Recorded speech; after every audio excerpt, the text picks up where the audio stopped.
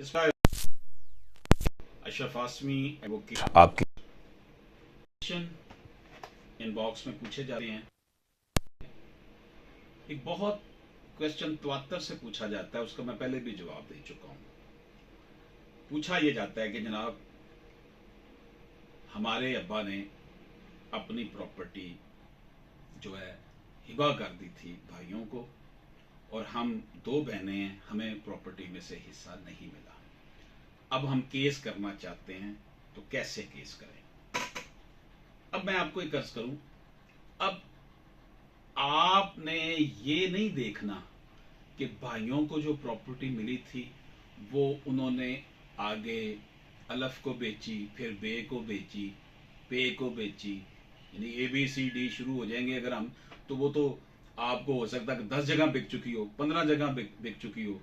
आपने उन लोगों के डॉक्यूमेंट्स नहीं ढूंढने, उन लोगों के नाम नहीं ढूंढने जिन जिन के नाम आपके भाइयों ने आगे ट्रांसफर कर दी है, उसका इंतकाल हो चुका है, उस प्रॉपर्टी का या उनको फरोख्त की जा चुकी है।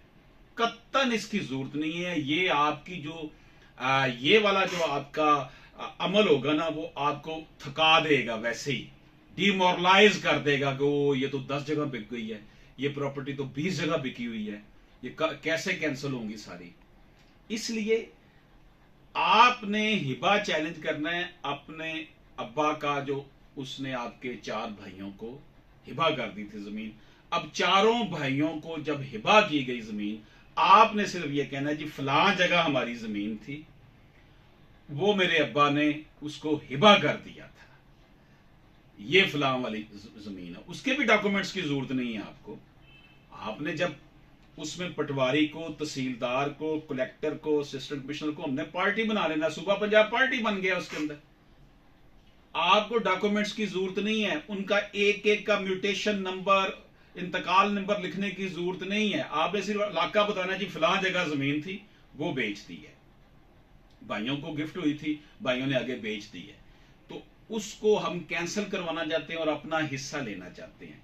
तो आपने सिर्फ ये लिखना है कि हमारे वालिद मोहतरम की ये जमीन थी फलां मौजे में या 2 मौजों में थी, उसको इन चारों भाइयों में ए बी सी डी में हिबा कर दी गई। अब इन चारों भाइयों ने आगे 10 जगह बेची है, तो अगर एक एक भाई ने 10 जगह बेची हो तो वो तो फिर 40 जगह बिक गई जगह। आप उन 40 के नाम ढूंढेंगे, उनका रिकॉर्ड ढूंढेंगे, तो खवातीन तो बेचारी पहले मैन डोमिनेटेड सोसाइटी में रहती है, वो ऐसा रिकॉर्ड कहां से ढूंढेंगे? ये लोगों को डिस्टर्ब करने के लिए, लोगों को टेंशन देने के लिए इस तरह की बातें की जाती है कि नहीं जी नहीं, अब आपको नहीं मिल सकता। कतन ऐसी बात नहीं है। आपने क्या करना है, सिर्फ ये लिखना है कि मेरे अब्बा ने ये प्रॉपर्टी हमें नहीं हिस्सा दिया, भाइयों को हिबा कर दी, तमलीक कर दी, बै कर दी, या जैली दस्तबरदारी नामा बनवा लिया, हमें नहीं इसका पता, अब हमें इसमें से हिस्सा दिया जाए।